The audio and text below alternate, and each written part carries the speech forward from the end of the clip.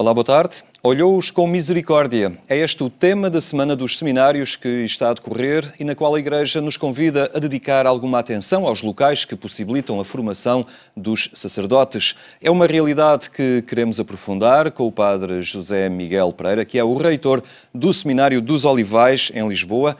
Muito boa tarde. Obrigado por estar na companhia do programa Eclésia. Estamos em plena Semana dos Seminários, começou ontem, vai até ao próximo domingo. O que é que se pretende com esta semana em que as pessoas são desafiadas, são convidadas a refletir um pouco, a pensar nos seminários? A semana é um sinal. Pretende-se que as pessoas tenham o cuidado pelas vocações no geral e depois pelas vocações sacerdotais como ocupação cotidiana, seja no sentido de rezar e colaborar com estes projetos e estes itinerários de formação pelos quais Deus, através da Igreja, vai formando, vai preparando os futuros pastores, seja depois também no alerta para que nas suas comunidades e famílias saibam ser instrumentos da voz de Deus, que se faz sentir o seu chamamento, ou faz ouvir o seu chamamento através de mediações. E, portanto, que isto também devolva às pessoas a consciência de serem instrumentos de Deus no chamamento. Os pastores não vêm de Deus, mas não caem do céu.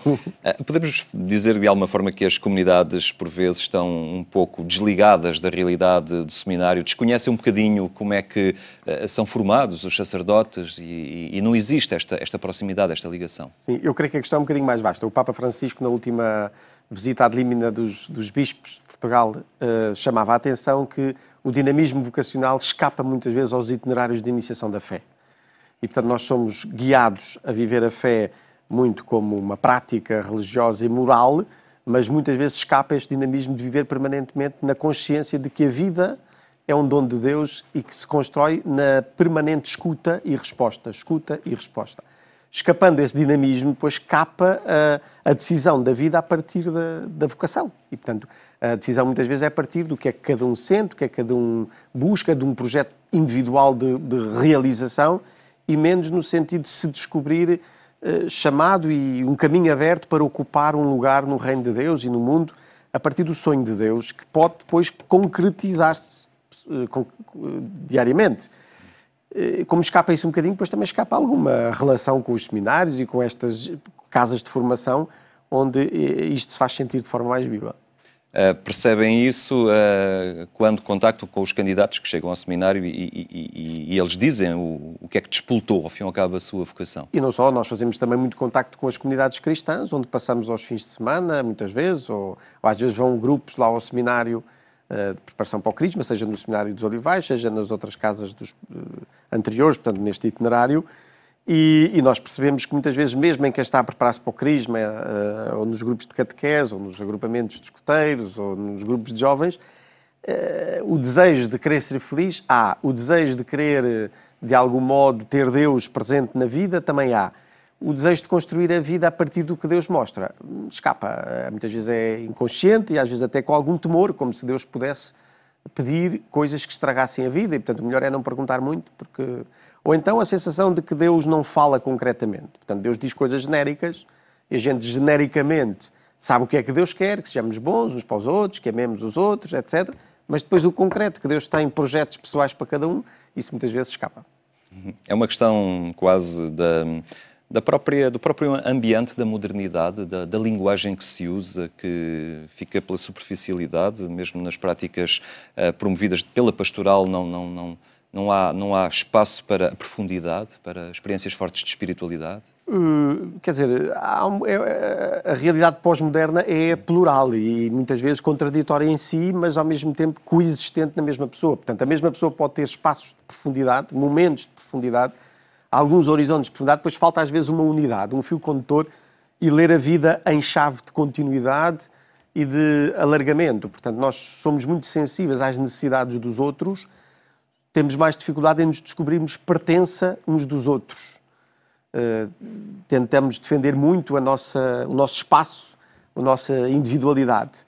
E isso faz depois escapar um bocadinho, talvez não só a ausência de profundidade, mas às vezes a ausência de projeção, de um sentido de eternidade, de um sentido de alargamento, que depois é essencial para a dimensão vocacional.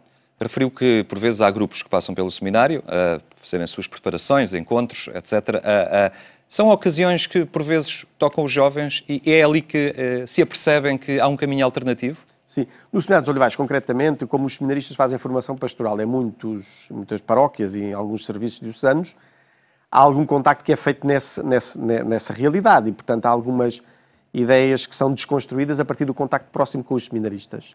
Mas, de facto, há muitas outras comunidades que não. De facto, quando vêm ao seminário que se apercebem que, afinal, não é assim uma coisa tão estranha, ou não é assim uma coisa tão fechada, ou não é assim uma coisa tão só a rezar e pouco mais.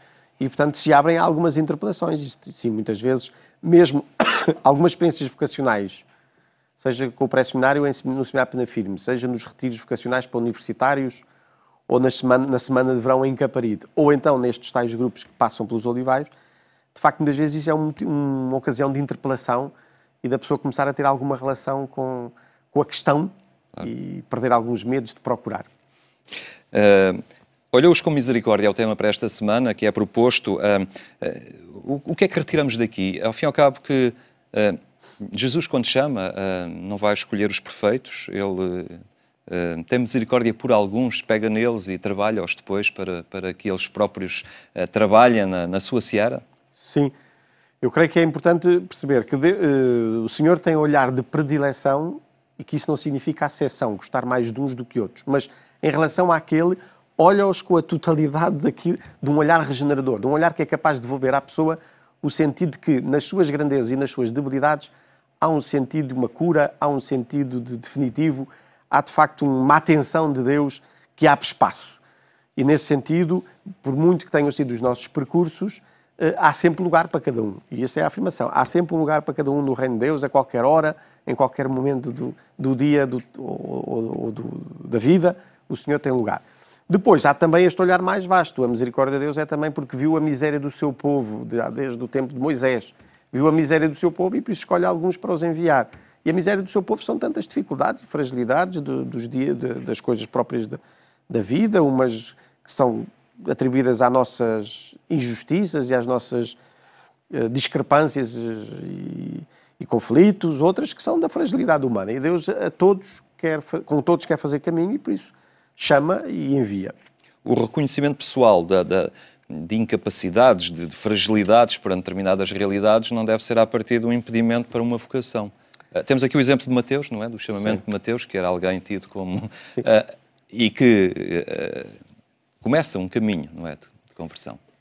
Para a consciência de que Deus tem um projeto concreto e um projeto de redenção e um projeto de totalidade, não é impedimento. Claro que algumas incapacidades depois tornam-nos... dificultam que abracemos este ou aquele lugar ou aquela missão e teremos que abraçar outra. Sei lá, se eu tenho uma debilidade qualquer física que me impede de ser autónomo na minha locomoção, se calhar não posso ser enviado como missionário para longe. Um exemplo. Mas se eu tenho dificuldades de viver em relação com outros e de estabelecer projetos comuns, se calhar não posso vir a constituir uma família. Agora, portanto, pode haver dificuldades e fragilidades que, se forem estruturais, possam impedir ou dificultar esta ou aquela vocação específica. Mas não o sentido que há um lugar no Reino de Deus e que todas as pessoas têm participação e missão no Reino de Deus. Mas os chamados não são assim, não é assim gente com superpoderes, à partida. Não é com superpoderes, não. De facto, é um caminho que se vai fazendo na fragilidade e somos frágeis até a eternidade, até que o Senhor nos faça participar da sua glória. Portanto, essa fragilidade depois temos que aprender também a integrar, a aceitar muito o nosso passado, a ser capaz de lidar com ele, perceber que há coisas que podem mudar, podem ser convertidas, investir nisso com a graça de Deus, e outras que não. É aprender a integrá-las e a reorientá-las para o serviço generoso aos outros, aos homens, a Deus e aos homens. O seminário mudou nos últimos anos, nas últimas décadas, digamos assim. Sim, quer dizer, vai acompanhando alguns desafios próprios das mudanças, não no sentido de se adaptar ao mundo, mas no sentido de preparar melhor para responder e enviar ao mundo. Sempre na fidelidade àquilo que é o essencial, formar homens que sejam o rosto da misericórdia de Deus e, portanto, se configurem com Jesus Cristo. Isso permanece, mas depois que sejam capazes de acompanhar também a humanidade nas inquietações, nas aspirações e nas ânsias e também nas fragilidades que cada tempo tem. E, nesse sentido, há algumas mudanças que vão acontecendo. Há dificuldade, digamos assim, ou é particularmente desafiante conjugar, por exemplo, a vida comunitária, o grupo, uma convivência entre todos, mas depois, simultaneamente, com uma prática de vida também que os leva a conhecer o cotidiano, a realidade em que vivem as pessoas, no mundo, a sua condição de vida. Como é que o seminário não se torna ou não resvala para uma redoma de proteção, digamos assim? Hoje, uma das mudanças que existe no seminário é, através da internet, o mundo todo está dentro do seminário. Portanto, não existe esta história de que no seminário a rapaziada está fechada.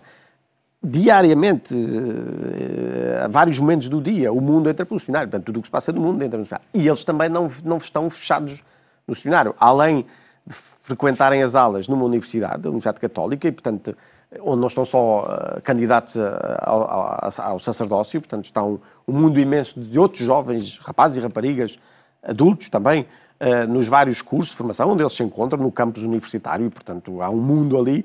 Depois há a formação pastoral, por exemplo, no Seminário dos Olivais, a formação pastoral sábado e domingo, para os que estão na fase final desde sexta-feira, onde eles estão nas paróquias e, portanto, no contacto diário, imediato com muita gente, de todas as idades e todas as situações, e depois também as relações de amizade que eles mantêm e que uma ou outra vez vão lá ao seminário os amigos, até participar na missa, jantar, outras vezes são eles que participam num ou noutro acontecimento, sei lá, um aniversário, um casamento, uma situação pontual, mas importante, ou até às vezes um jantar, claro que não é a ponto de ser uma regularidade que os retire da vida comunitária, mas é frequente, então não é assim uma coisa, eles não estão isolados no seminário. Claro que depois existem várias etapas. Estamos a falar de uma fase final, há uma maior relação com. Estamos a falar de uma fase inicial, há uma maior necessidade de fundamentação e, portanto, há uma maior necessidade de cortes. Isto, portanto, depende um bocadinho da fase em que eles estão do percurso formativo. Quem chega, também, este perfil de quem chega é muito diverso hoje em dia, também tem mudado ao longo dos últimos anos. Sim, nós temos gente que entra no seminário maior vindo diretamente da família, temos gente que já passou pelo seminário menor, outros que fizeram uma experiência de pré-seminário, outros só chegam no seminário maior no meio do universitário, portanto, depois de uma experiência universitária, com o curso a meio ou até já com o curso terminado, alguns já com uma experiência profissional e, portanto, e depois também em termos de experiência eclesial muito variada, portanto, uns vêm da relação paroquial, outros vêm da relação com um movimento específico, outros vêm da relação é no próprio meio universitário, as capelanias universitárias que os provocou à questão vocacional, portanto, isso de facto é plural. É um desafio para a equipa formativa ou é uma vantagem, é uma dificuldade? É uma vantagem e é também um desafio e desafiante, porque de facto o seminário não é uma formatação. Nós não temos apenas uma forma única de ser padre diocesano, mas o seminário é também dar aos candidatos uma capacidade depois de ser polos de unificação e polos de unidade, de convergência, de pontes, e nesse sentido de ultrapassarem também a sua experiência pessoal e não ficarem apenas na sensação de que eu vim até ao seminário por este lugar e é só nesta forma que eu serei padre. Não, eu amanhã posso ser padre, serei padre, se Deus confirmar, para uma multidão de gente de várias sensibilidades, sejam aquelas experiências eclesiais que eu fiz, sejam outras. E por isso o seminário é também um espaço de alargamento e também por isso de unificação. É muito importante trabalhar esta dimensão do desprendimento, da capacidade de ir servir naquilo que surgir depois, não é? Porque pode haver expectativas que depois não se concretizam. Sim, um dos desafios muito grandes é redescobrir a liberdade. Nós vivemos num tempo onde a liberdade está quase reduzida a eu poder escolher a partir daquilo que me diz. E redescobrir a liberdade como ser libertado para aderir àquilo que Deus me oferece, porque isso é o bem maior para mim e para todos. Deus não é caprichoso. Aquilo que Ele oferece é para nos conduzir a um mais e a um pleno, onde a nossa experiência limitada ainda não chegou. E, portanto, essa educação e essa redescoberta de uma liberdade assim maior, onde eu escolho, mas posso escolher a partir de um horizonte maior que me é revelado e depois em aliança é construído, sim, isso é um desafio importante para toda a fé cristã, portanto, para todas as vocações, mas depois para o sacerdócio ou para o sacerdote isso é importante para poder ajudar as comunidades e as pessoas concretas e as famílias a viverem também isso. O Seminário dos Olivais, concretamente, serve o Patriarcado de Lisboa, mas outras dioceses. Portanto, quem está neste momento no Seminário dos Olivais está a fazer uma formação em ordem ao sacerdócio, mas depois partirá até para outras dioceses do país e não apenas do país, não é? Sim, nós temos no Seminário de Lisboa, Caparido e Olivais, temos 10 dioceses, portanto, que o Seminário serve. Além de Lisboa, Santarém e Funchal, já desde há muitos anos, e depois desde 2010 também Aveiro, Leiria e Porto Alegre e Castelo Branco. Que, aliás, algumas destas dioceses, Aveiro e Porto Alegre e Castelo Branco, já lá para trás tinham frequentado o Seminário dos Olivais. Portanto, não é uma novidade, mas é de facto uma realidade agora, portanto, 6 dioceses portuguesas. Depois temos também as 2 dioceses de Cabo Verde, Santiago e Mindelo, portanto, que tem um número grande de seminaristas que frequentam o Seminário de Lisboa. E depois temos ainda alguns seminaristas de Cochim. Foi um acordo do Patriarca de Lisboa com o Bispo de Cochim, na altura dos 500 anos do padroado português em Cochim. Eles têm lá muita documentação em língua portuguesa e poucos conhecimentos de língua portuguesa, e é uma forma de, enviando para cá alguns seminaristas que se formam cá, os primeiros 5 anos servem cá na Diocese de Lisboa, mas depois voltam à Diocese de Cochim, e portanto temos alguns da Diocese de Cochim a formar-se. E depois temos também alguns de São Tomé. O grosso dos seminaristas de São Tomé forma-se em Luanda, em Angola, mas temos alguns que também vêm a Portugal.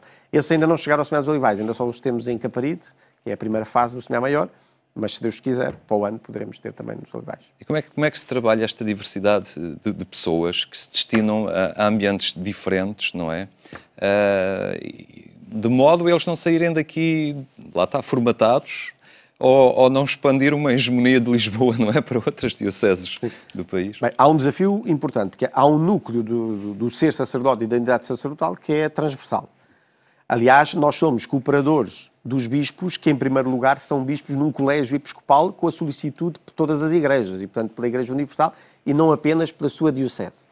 E nesse sentido é importante que nós também ganhemos um coração universal e percebamos que alguns dinamismos da fé são transversais e, portanto, não é apenas a minha diocese como se fosse o meu bairro.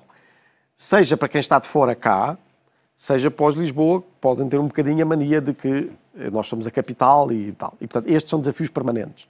Mas depois também o sermos capazes de descobrir que a unidade se faz na pluralidade e não na uniformidade.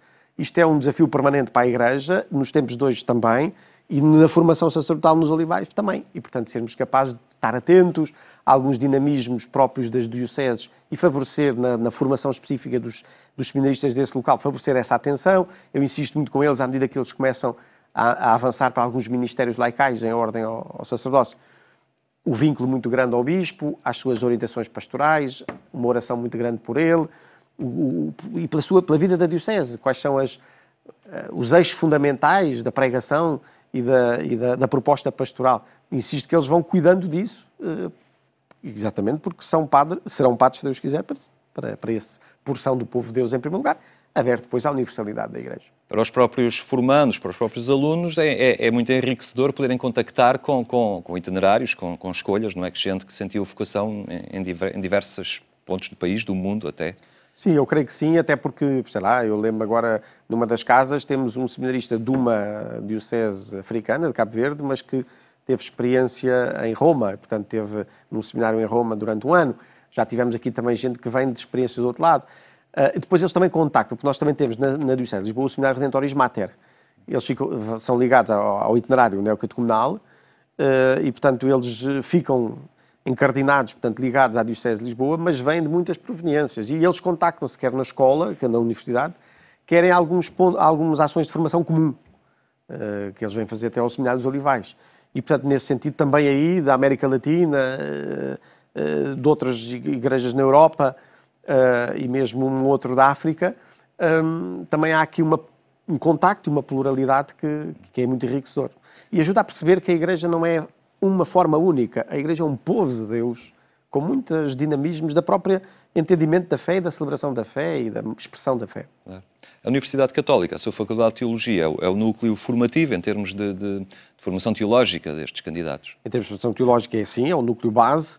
Claro que depois nós tentamos alguma formação também complementar, no sentido de outras formas de reflexão e outros acrescentos que os ajuda a não reduzir a dimensão teológica apenas ao dinamismo académico, porque é um dos riscos, que a Católica não tem culpa, mas é um dos riscos, é que o ritmo de aulas e o ritmo de exames, às vezes, acaba por poder, em alguns deles, reduzir a teologia a uma dimensão de um curso que se faz.